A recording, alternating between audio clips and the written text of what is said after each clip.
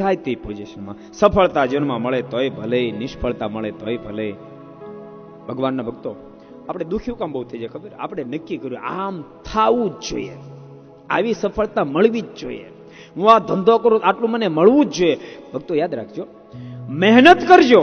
ગીતાજીને યાદ કરો, હે પાર્થ તું કર્મ કરે જા, તમે સારું કર્મ કરજો, દાખલો કરજો, અને દાખલા પછી જે મળે ને ભક્તો એને ભગવાનનો પ્રસાદ સમજજો. અને યાદ રાખજો, ઘણી ફેરી ભક્તો નિષ્ફળતા તમને પરાસ્ત કરવા માટે ન મળી હોય, પણ નિષ્ફળતા તમને વધારે મજબૂત કરવા માટે પ્રાપ્ત થઈ, વધારે મજબૂત કરવા માટે પ્રાપ્ત થઈ હોય છે. તમે જીવનમાં ક્યારેક નિષ્ફળ જાઓ પછી તમે પાછા વળો, કેમ નિષ્ફળ ગયો? અને ભક્તો પાછા વળે ત્યારે જ માણસને પોતાની મિસ્ટેકની ખબર પડે.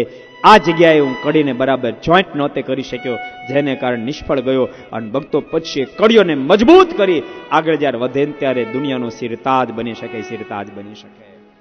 માટે કહું છું ભગવાનના ભક્તો, જીવનને એવી રીતે ઘડજો, એવી રીતે આગળ વધારજો. સફળતા મળે તોય તારી મરજી, નિષ્ફળતા મળે તોય તારી મરજી. સફળતા મળે ત્યારે પરમાત્માની કૃપા સમજજો, નિષ્ફળતા મળે પ્રભુની ઈચ્છા સમજજો. પણ હિંમત નહીં હારશો ભક્તો, હિંમત નહીં હારશો. હિંમત નહીં હારનારો વ્યક્તિ જ ભક્તો જીવનની અંદર સફળતાને વરે છે.